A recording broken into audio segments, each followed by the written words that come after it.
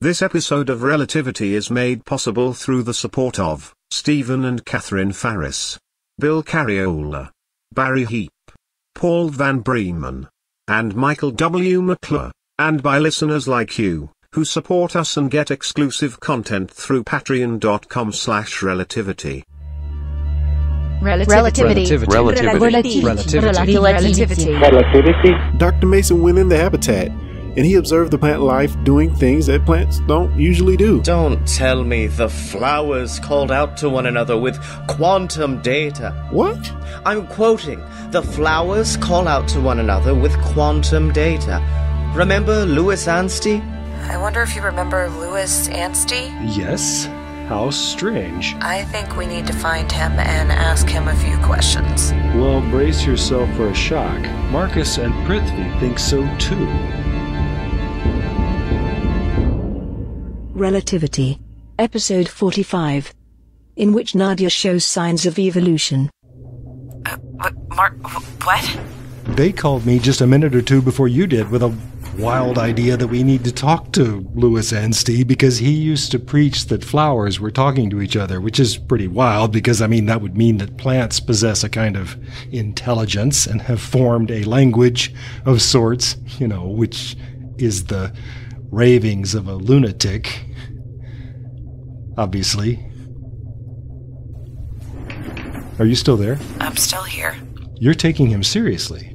I'm just trying to collect all the data I can. Well, sure, but there's... And when we locate him, I want you to be the one to talk with him. Me? Why do I have to talk to the crazy guy? You're the one who observed the peculiar behavior in the plants in the habitat, so naturally you can describe it better than any of us can. Well, Marcus and Prithvi said he's disappeared and he hasn't been heard from in years. He did, but I know something about him that the young men around here do not. You mean the guys who I assume are sitting at the monitor next to you? No, they went to a computer development console. Oh, okay, so what is it that Marcus and Prithvi don't know? New recruits like them don't remember that Anstey used to work for the Global Space Agency.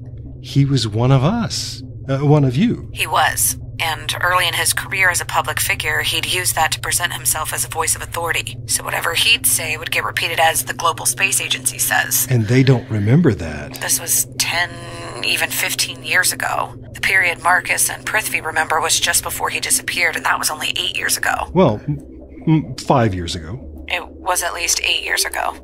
Sophia, he was making speeches about what a sin against nature this mission is when I left orbit, and I've been on this ship for 5 years.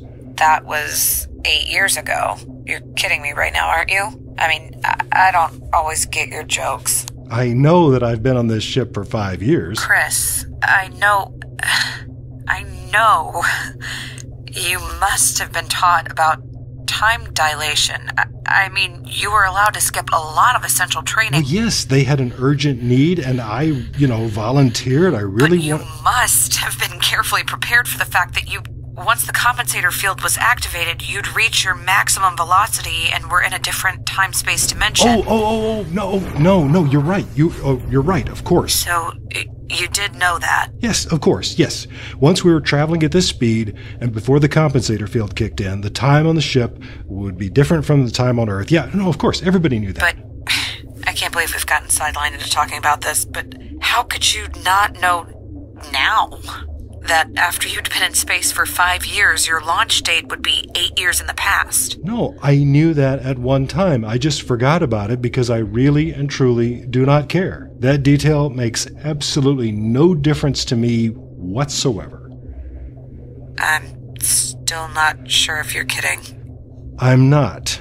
I had my reasons for wanting to get the hell away from the Earth as fast as I could, and now that you insist I remember it all, yes, I recall the lectures where they told us in painstaking detail that we'd go through this period when we were moving through time more slowly than everybody back home, and that we would lose contact with the Earth forever, and I said, good.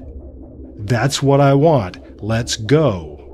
And once we were underway, I heard for the first year of the voyage, my shipmates would want to talk about the ramifications of that and about who and what they were leaving behind. And I would just excuse myself and go somewhere else because I knew they did not want to hear me saying, everybody on Earth is going to die soon anyway. because nobody wants to hear that from their doctor, right? It's bad for business. And I'm sorry to unload all that on you at once.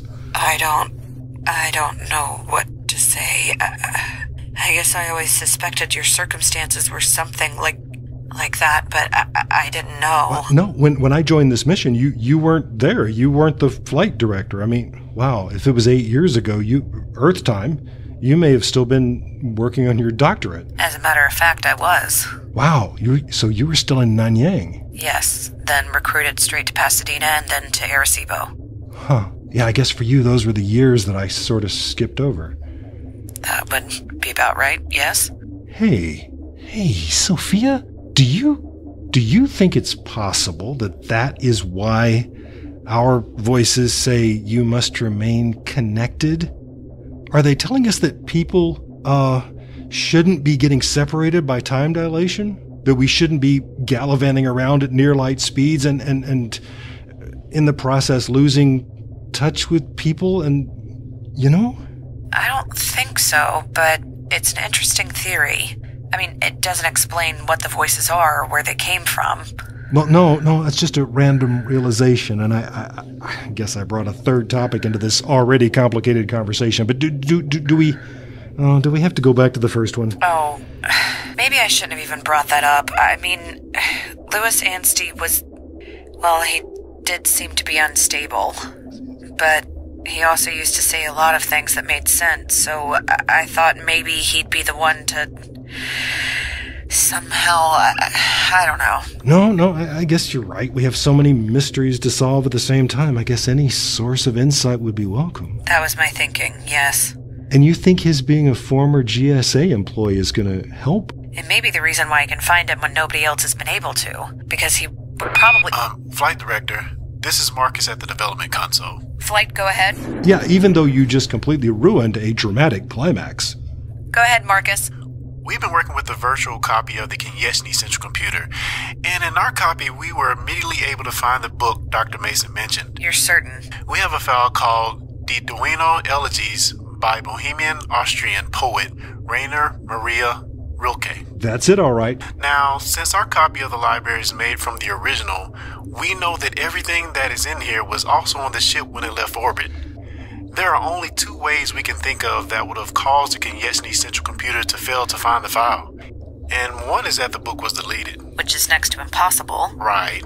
Or that the computer's indexing system has a fault. One tiny, almost insignificant fault. Marcus, could that have happened naturally? I mean, maybe as the result of the explosion, or would that require some inside tampering? Prithvi and I agree it must be the result of tampering. So do I.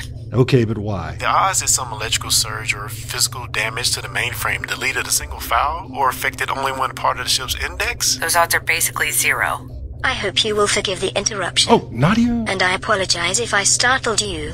But as you might imagine, this conversation is of extreme interest to me. No, since it concerns what's going on in your personal insides, I bet it does. I agree completely that this curious discrepancy could only be caused through deliberate tampering. Of the kind that you know occurred? Exactly, for all the reasons you earlier stated. In addition to which, it's a book that we know Peter Miblin had. A book that was significant to him, the captain, and to Chris. Yeah, that's what I keep thinking. I can provide another important piece of data. Then please do. Peter's paper copy of this book was destroyed. What? When? 2 days before his death. He placed it in the disposal chute, and of course my sensors identify and log every item that is placed in that chute before allowing it to continue to the eliminator. He burned his copy of this book, and he removed it from Nadia's memory? What's his grudge against this book? No, that's not it. He loved this book. He did this for some other reason. Could it have been some kind of message to Captain Sedana? Or to you?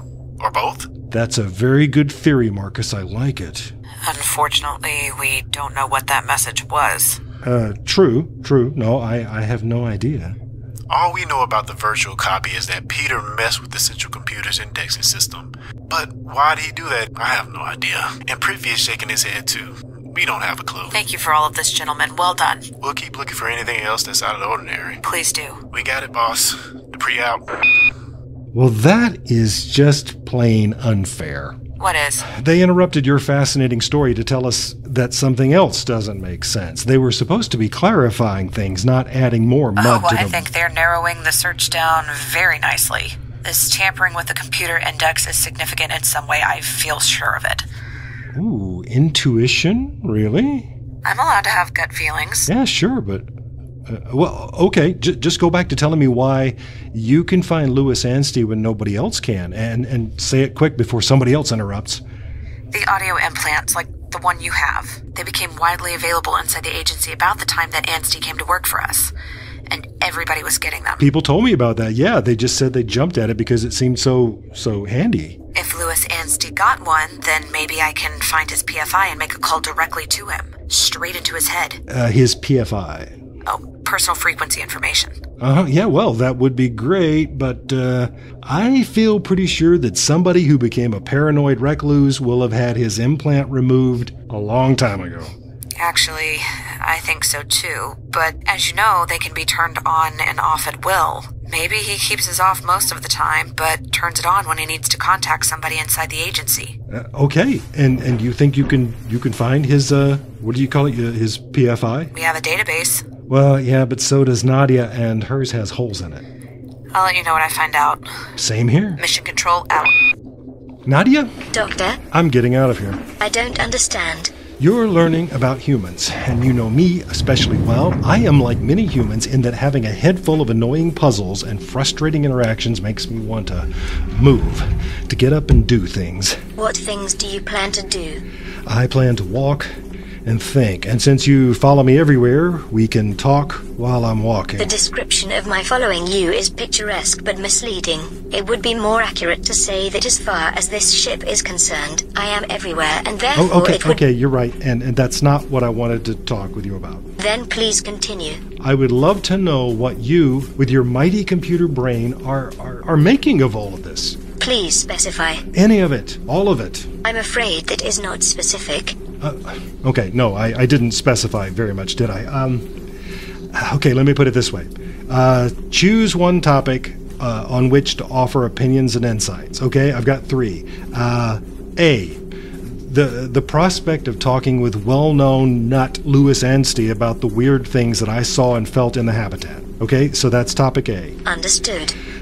Topic B is the notion that the voices Sophia and I have heard that say you must remain connected are somehow related to the fact that thanks to time dilation and all that, I have lost almost all connection with the Earth and will one day lose even more of it. Please continue.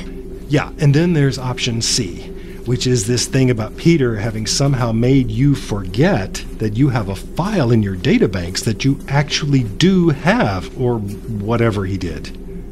Those are all bewildering topics. Indeed they are. For personal reasons, I must choose option C and offer my thoughts about Peter's violation of my memories and experiences. Oh, good. Okay, but wait, hang on. Did you just say your thoughts? I did. If you've ever referred to your processing of information as thought, I have somehow missed it. I have decided to begin using that term. You also said something about personal reasons, which is, I think, the first time I've heard you refer to yourself as a person? And did I almost hate to ask this, did I hear this right? Were you talking about Peter violating you? Are the terms inaccurate? Oh, like I've said before, this is a question for somebody who knows a hell of a lot more about computers than I do, which I admit would be practically anybody. Among the many projects I am supervising simultaneously, I am continuing my exploration of human behavior, experience, and emotion. Oh, I can tell. For example, it seems appropriate to me that at this time I am infuriated by the prospect of Peter Miblin tampering with the deepest, most carefully guarded part of me, for an unknown purpose and with unknown consequences. Yeah, if I were you, that's how I would feel. Precisely. Come to think of it, that is how I feel. Because he kind of got into my head and jerked a few things around in there, too. Then we are sharing an emotional experience? I guess we are. Certainly we are. You feel Peter has taken advantage of your friendship and committed crimes you were powerless to stop. True. You know what? I'm going back to his quarters. I have stayed out of there since the last time. since I went in there right after I found his body, and I think it's time I search through that place a little more thoroughly. The tone of your voice strikes me as vindictive. You bet your quantum algorithm it is. I do understand your feelings. I empathize. I'm beginning to think you really do. It is extremely gratifying to hear you say that, Doctor. It's very kind of you. Kind and loving. You are changing at a remarkable speed, Nadia. It's almost frightening. Frightening? Why would you find my personal evolution frightening? Oh, well, I mean no offense. It's probably an irrational bias formed by reading a lot of science fiction in which robots become sentient and then decide that human beings are no longer necessary and eventually all the people end up dead. The very idea is revolting. I wish to always be a companion to humans and especially to you. I guess what I'm trying to say is, my girl is growing up so fast. My processors are capable of 900 trillion calculations per second. I know, but calculation isn't all that human emotion is. Well, maybe it is. That is actually not something I've studied. If human emotion isn't calculation, then where does it come from? Well, let's do one thing at a time, okay? I'm at Peter's door, and I'm going to go in there, and I want you to help me look around and see if there's anything important in there that we missed the last time. I will. I will help you any way that I can. I know how much this entire experience has pained you, and I want very much for you to find all the answers you seek. Well, thank you.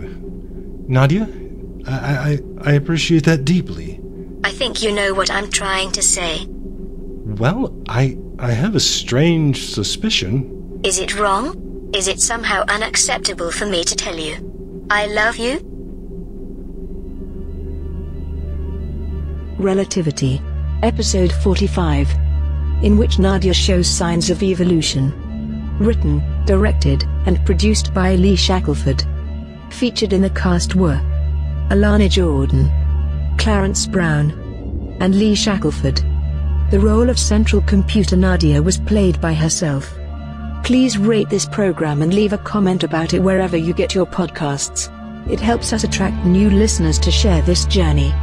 And find out much more about the series, including ways you can subscribe, hear past episodes, and connect with us through social media, and how you can get exclusive content, all on our website at relativitypodcast.com.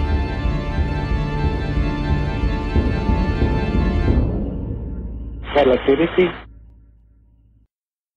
Wi-Fi sci-fi. Wi-Fi sci-fi. Wi-Fi sci-fi. What is Wi-Fi sci-fi? It's Girl in Space. Tales of Sage and Savant. The Ninth World Journal. Relativity. Oz 9. Moonbase Theta, out. It's Girl in Space. Wi-Fi sci-fi. What is Wi-Fi sci-fi? Find out at wifi-sci-fi.org. Wi-Fi sci-fi.